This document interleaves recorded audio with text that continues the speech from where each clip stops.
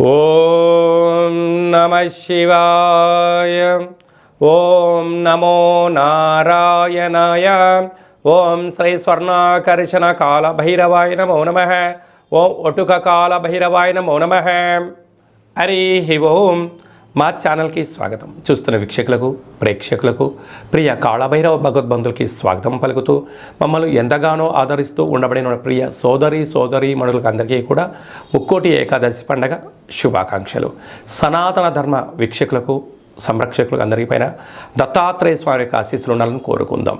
అలాగనే మార్గశీర్ష మాసం అనగానే శ్రీ వళ్ళీ దేవసేన సుబ్రహ్మణ్యేశ్వర స్వామి యొక్క జయంతి, కాళభైరవ జయంతి, దత్తాత్రేయ జయంతి సందర్భంగా మనమందరము ఎలాంటి విధి విధానాలు పాటించాలో సవివరంగా సంపూర్ణంగా తెలుసుకుందాం. 16వ తారీఖు 12వ నెల 2023 నుండి 31/12/2023 వరకు పుట్టినటువంటి వారికి ముందస్తుగా జన్మదిన శుభాకాంక్షలు. గతంలో వివాహం చేసుకున్న వారికి వివాహ వార్షికోత్సవ శుభాకాంక్షలు. ఈ 16వ తారీఖు నుండి 31వ తారీఖు వరకు ద్వాదశ రాశుల్లో గ్రహ గమనాలను అనుసరిస్తూ ఎలా ఉండబోతుందో సవివరంగా సంపూర్ణంగా తెలుసుకుందాం. మేషరాశిలో గురు సంచార స్థితి, కన్యరాశిలో కేతు సంచార స్థితి, తులారాశిలో శుక్రుడు స్వక్షేత్ర సంచార స్థితి, వృశ్చిక రాశిలో కుజుడు స్వక్షేత్ర సంచార స్థితి, ధనుసు రాశిలో రవి బుధ సంచార స్థితితో బుధాదిత్య రాజయోగంతో ప్రయాణం అవ్వడం, కుంభరాశిలో శనేశ్వర స్వామి స్వక్షేత్ర సంచార స్థితి, మీనరాశిలో రాహు సంచార స్థితితో ద్వాదశ రాశుల్లో గ్రహ గమనాలు ఈ విధంగా ఉన్నాయి. ఇక్కడ విశేషంగా శుక్రుడు స్వక్షేత్రకారకుడు, కుజుడు స్వక్షేత్రకారకుడు, శనేశ్వర స్వామివారు స్వక్షేత్రకారకుడు, విశేషమైనటువంటి 3 గ్రహాలు స్వక్షేత్రంగా ఉన్నప్పుడు ఎలాంటి ఉపయోగాలు ఉంటాయో సవివరంగా సంపూర్ణంగా తెలుసుకుందాం. సింహరాశి వారు ఈ కాళభైరవ జయంతి సందర్భంగా ఎలాంటి విధి విధానాలు పాటించాలో ఈ వీడియోలో సవివరంగా సంపూర్ణంగా తెలుసుకుందాం. సింహరాశిలో ఏ నక్షత్రాలు వస్తాయనగా మఖా నక్షత్రంలోని 4 పాదాలు, పుబ్బా నక్షత్రంలో 4 పాదాలు, ఉత్తరా నక్షత్రంలోని 1 పాదం కలిపితే సింహరాశి అవ్వడం జరుగుతుంది. చాలామందికి పుట్టినటువంటి కాల సమయంలో డేట్ ఆఫ్ బర్త్లో లేనటువంటి ఏకైక కారణం చేత పేరు యొక్క మొదటి అక్షరాన్ని అనుసరిస్తూ ఆ రాశిని తెలుసుకునే ప్రయత్నం అవుతుంది. అవి ఏ అక్షరం ఒకసారి పరిశీలన చేద్దాం. మా, మీ, ము, మే, మో, టా, టీ, టు, టే అక్షరాల వదనం సింహరాశి జాతకులే. సింహరాశి యొక్క అధిపతి రవి. వీరికి ధనవాకు కుటుంబ స్థానంలో కేతు సంచారం చేయడం వలన వీరు ఏ పనులు చెయ్యాలన్నా, సాధించాలన్నా దూర భవిష్యత్తుతో బ్రహ్మజ్ఞానంతో ఆలోచించగలిగినట్లయితే అద్భుతమైన దీర్ఘకాలికమైనటువంటి ధనాదాయం, స్థిర చరాస్తులు అంటే వ్యవసాయ తోటలు కానీ, ఫండ్స్లు కానీ, షేర్లలో కానీ దీర్ఘకాలిక కూర్చొని సంపాదించేటువంటి వాటిలో పెట్టుబడులు పెట్టగలిగినట్లయితే మీ యొక్క భవిష్యత్ కాలము చాలా మంచి కాలము అని చెప్పి గమనించాలి. తృతీయంలో శుక్రుడు స్వక్షేత్రకారకుడు అవ్వడం వలన తల్లిదండ్రులతో, అన్నదమ్ములతో, అక్కా చెల్లెలతో మానవ సంబంధాలుగా ఉండే ప్రయత్నం చేయండి.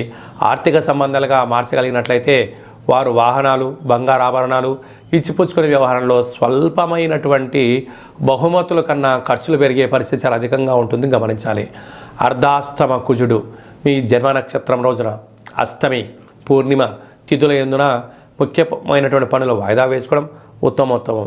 సంతాన స్థానంలో బుధాదిత్య రాజయోగం ఉండడం వలన నూతనంగా వివాహమైన వారికి సంతాన యోగం, పిల్లల యొక్క చదువులు, పిల్లల యొక్క అభివృద్ధి, పిల్లలకు సంబంధించినటువంటి ఏర్పాట్లు చేయడంలో అద్భుతమైన విజయం మీ సొంతం కాబోతుంది.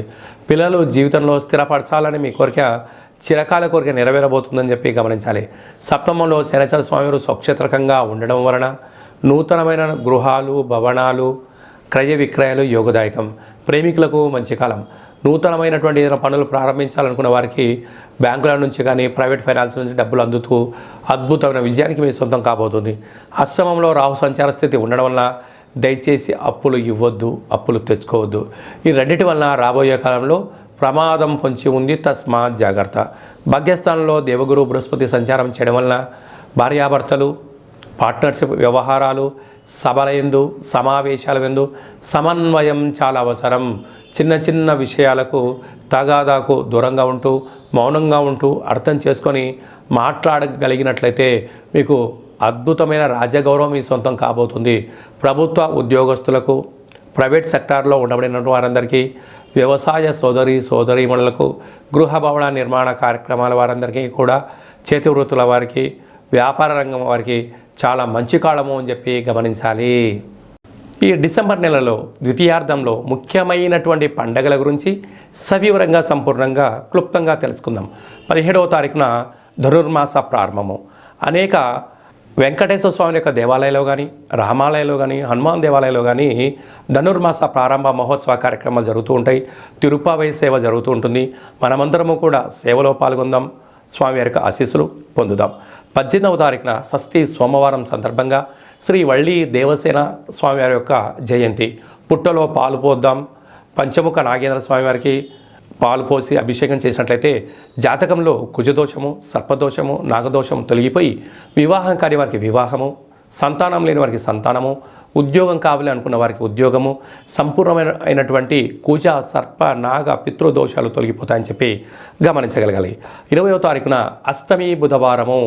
మనము కాలభైరవ జయంతి కనుక జయంతి రోజున స్వామివారి యొక్క కాలభైరవ అష్టకాన్ని విన్నా, కాలభైరవ స్వామి యొక్క పూజ చేసిన, కూష్మాండ దీపాన్ని వెలిగించిన అద్భుతమైనటువంటి మనకు అష్ట కష్టాలు తొలగిపోయి అష్టైశ్వర్య ప్రాప్తి కలుగుతుందని చెప్పి గమనించాలి. అలాగే మనకు ఇంట్లో కుదరకపోతే ఈ కిందనే మనం సంప్రదించినట్లయితే కాళభైరవ స్వామికి అభిషేకము, కూష్మాండ దీపము, కాళభైరవ యొక్క సౌభాగ్యం ముడుపు కట్టి మీ పేరున పూజ చేయించడం జరుగుతుంది. కనుక వాట్సాప్ ద్వారా మీకు ఆన్లైన్ ద్వారా మీకు ప్రత్యక్ష ప్రసారం కూడా చూపించడం జరుగుతుంది.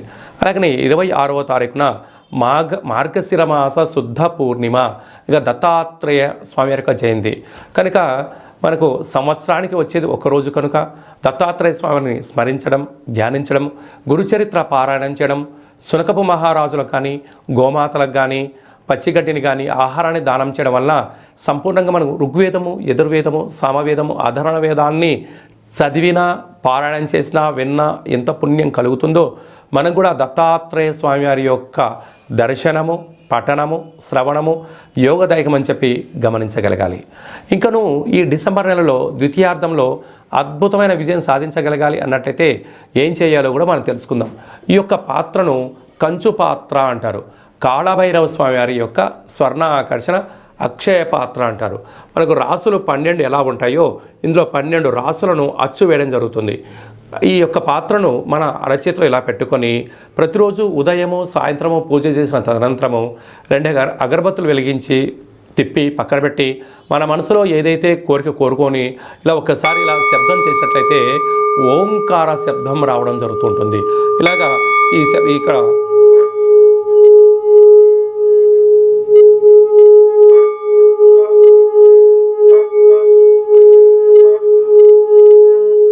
ఈ యొక్క అక్షయ పాత్ర ద్వారా ఈ శబ్దాన్ని సృష్టించడం వలన ఓంకార శబ్దం ద్వారా గృహంలో ఉండబడినటువంటి వాస్తు, నరదృష్టి, శత్రు ప్రభావ దోషాలు తొలగిపోతాయని చెప్పి గమనించగలగాలి.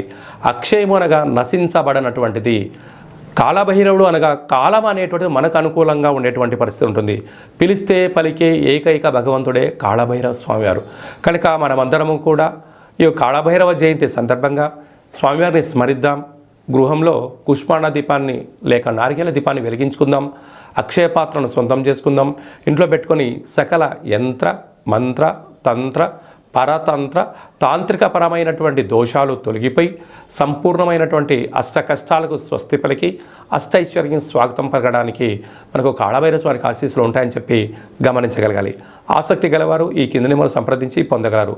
ఈ యొక్క అక్షయ పాత్రతో పాటు కాళభైరవ స్వామి యొక్క ఒక పిరమిడు, స్వామివారి యొక్క కంకణము, ఉట్టి, ఇంటి బయట కట్టుకోవడానికి సౌభాగ్య ఉట్టిని మీ యొక్క గోత్రనామాల పేరుపైన మన యొక్క స్వర్ణాకర్షణ కాళభైరవ స్వామి యొక్క దేవాలయంలో 41 రోజు కూష్మాండ దీపాన్ని కూడా పెట్టడం జరుగుతుంది. ఆసక్తి గలవారు ఈ కింద నెంబర్ సంప్రదించవచ్చు.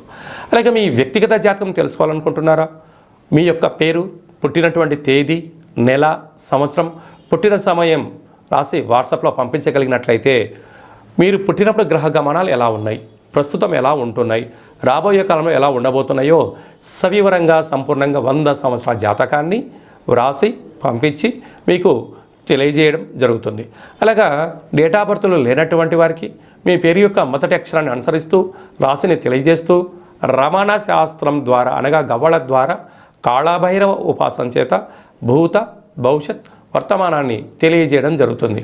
కనుక మీ వ్యక్తిగత జాతకం తెలుసుకోవాలనుకుంటున్న వారు ఈ కింద నెంబర్ని సంప్రదించి ఆన్లైన్ ద్వారా కానీ ఆఫ్లైన్ ద్వారా కానీ వాట్సాప్ ద్వారా కానీ అపాయింట్మెంట్ తీసుకొని సంప్రదించగలరు. అలాగనే మీ యొక్క అబ్బాయికి కానీ అమ్మాయికి కానీ వివాహం కావడం లేదా, ఆ యొక్క జాతకంలో అనేక రకాల సమస్యలు ఉన్నప్పుడు, లేకుంటే వచ్చినటువంటి వధువు కానీ వరుడు యొక్క జాతకం కలిసిందా కలవలేదా అనేటువంటిది తెలుసుకోవాలనుకున్నట్టయితే వారి యొక్క డేట్ ఆఫ్ బర్త్లు కానీ వారి యొక్క పేర్లను కానీ మీరు పంపించినట్లయితే వివాహ జాతక పొంతన వారి యొక్క గణాలు గుణాలు జంతు పరిశీలన చేసి మీకు సవివరంగా తెలియజేయడం జరుగుతుంది. అలాగే గతంలో వివాహం చేసుకున్న వారికి దంపతులు మధ్యలో సఖ్యతగా ఉండకపోవడం కానీ, ఒకరిపైన ఒకరు అగౌరవంగా ఉండడం కానీ, 490 కేసులు పెట్టుకోవడం కానీ, పోలీస్ స్టేషన్లో గొడవలు వెళ్తూ అలాగే విడాకుల దాకా వెళ్ళినటువంటి వారందరూ ఎలాంటి ఇబ్బంది పడకుండా మీ యొక్క జాతకంలో కానీ మీ పేరులో కానీ స్వల్పమైనటువంటి మార్పులు చేర్పులు చేయడం వలన మీకు ఉజ్వలమైన మంచి బంగారు భవిష్యత్తుకు ఆధ్యాత్మిక సలహాలు సూచనలు ఇవ్వడం జరుగుతుంది.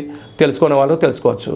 అలాగే మీకు పుట్టినటువంటి అబ్బాయి కానీ అమ్మాయికి కానీ పేరు ఎలాంటి పేరు పెట్టగలగాలి, పేరు యొక్క మొదటి అక్షరం ఏం రాగలగాలి, రాబోయే కాలంలో ఆ పేరులో ఉన్న వైబ్రేషన్స్ విషయం తెలుసుకొని పేరు పెట్టినట్లయితే, అంటే ఏదైనా కూడా ఒక వ్యవస్థలు కానీ సంస్థలు కానీ ఒక వ్యక్తి పేరును బట్టి తన యొక్క జీవన గమనం ఆధారపడి ఉంటుంది కనుక వాటి పేర్లను మన యొక్క దేవాలయంలో ఆధ్యాత్మికమైనటువంటి అద్భుతమైనటువంటి మంచి పేర్లను మీకు సజెషన్ చేయడం జరుగుతుంది.